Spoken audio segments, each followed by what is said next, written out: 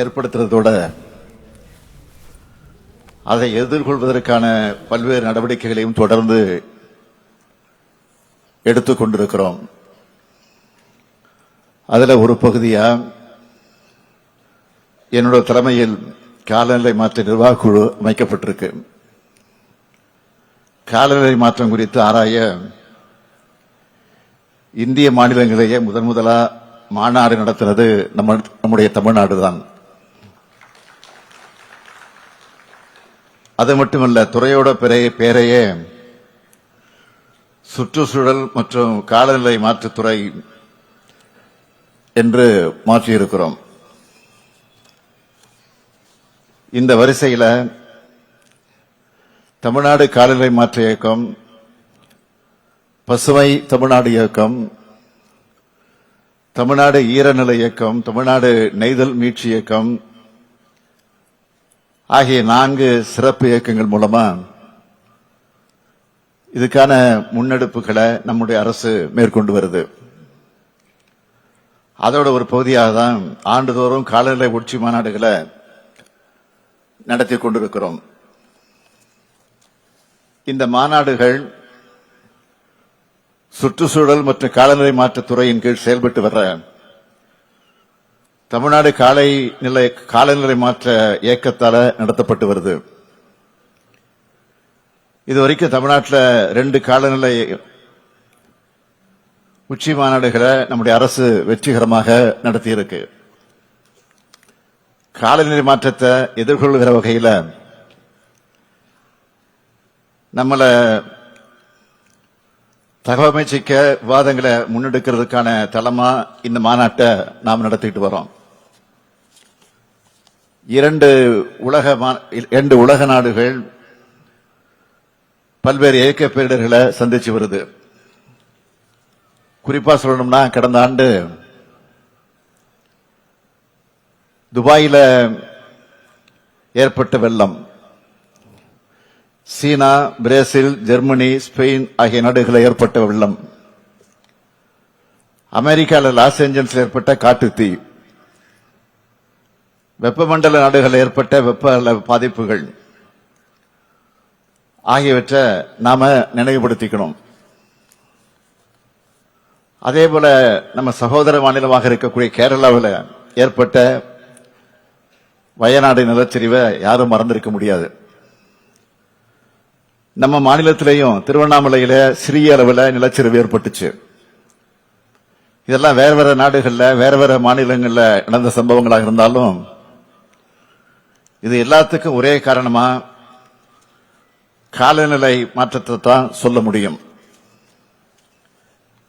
இத நம்ம எதிர்கொண்டுதான் ஆகணும். அதுக்கு முதல் தேவை பிரச்சனையோட தீவிரத்தை உணர்றது.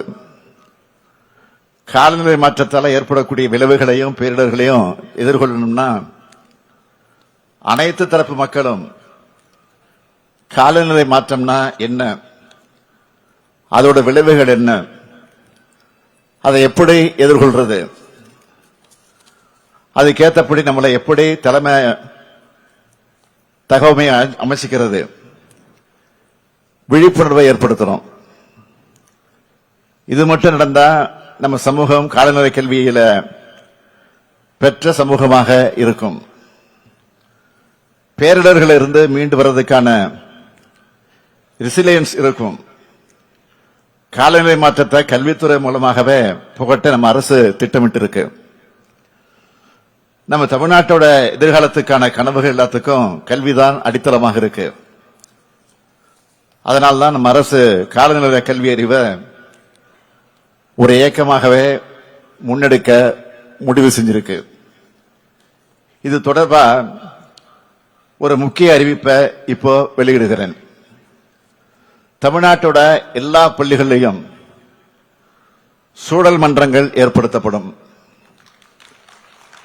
காலநிலை கல்வி அறிவிக்கிற ஒரு கொள்கையை தமிழ்நாடு அரசு விரைவில் வகுத்து அறிவிக்க இருக்கிறோம்.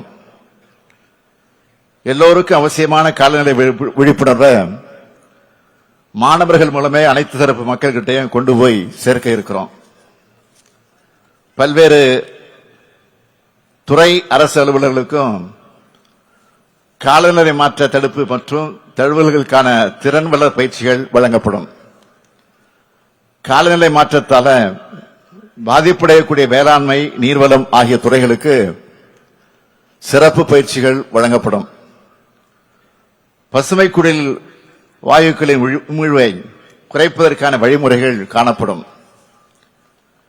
வெப்ப அலைய மாநில பேரிடரா தமிழ்நாடு அரசு அறிவிச்சு அரசிதழில் வெளியிட்டு இருக்கு. வெப்ப அலையால உயிரிழக்க நேரிட்டா 4 லட்சம் ரூபாய் நிவாரணம் வழங்கப்படும் என்று அறிவிச்சிருக்கிறோம். வெப்பநிலையை எதிர்கொள்வதற்கான மருத்துவ வசதிகள் மற்றும் ORS கரைசல் வழங்க மாநில பேரிடர் மேலாண்மை நிதியை பயன்படுத்திக்கலாம். வெப்ப அலை தாக்கத்தின் போது தண்ணீர் பந்தல்கள் அமைச்சு குடிநீர் வழங்கவும் மாநில பேரிடர் மேலாண்மை நிதியை பயன்படுத்திக்கலாம்னு அறிவிச்சிருக்கிறோம். இயற்கை வளங்களை பாதுகாக்க அக்கறை கொண்ட சமூகமாக நாம மாறணும். இயற்கை பேரிடர்கள் இருந்து தற்காத்துக் கொண்டு மீண்டெடுக்கக்கூடிய சமூகமாக வளரணும்.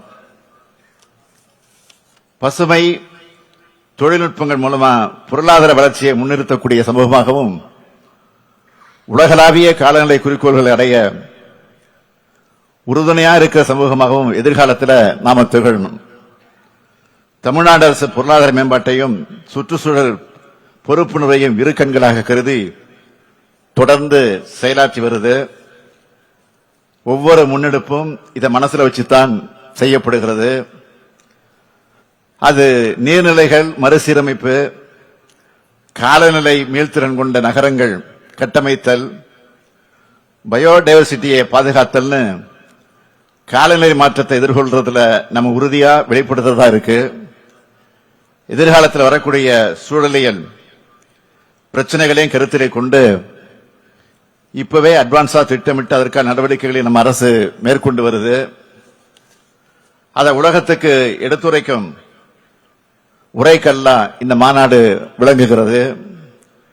மக்களுக்கு தொடர்ந்து காலநிலை மாற்றம் குறித்த விழிப்புணர்வை ஏற்படுத்துவதற்கான நடவடிக்கைகள் அரசால் மேற்கொள்ளப்படும் என்பதை மீண்டும் ஒரு முறை உறுதி செய்து உங்களிடமிருந்து விடைபெறுவதற்கு முன்பு இந்த மாநாடு வெற்றியடைய வாழ்த்தி இதனை சிறப்பாக ஒருங்கிணைச்ச அமைச்சர் நம்முடைய தங்கம் தென்னரசு அவர்களுக்கும் செயலர் செந்தில்குமார் IAS அவர்களுக்கும் என்னுடைய மற்றும் அவரோடு துணை புரிந்த அனைத்து உறுப்பினர்களுக்கும் என்னுடைய வாழ்த்துக்களையும் பாராட்டுக்களையும் தெரிவித்து என் உரையை நிறைவு செய்கிறேன். நன்றி, வணக்கம்.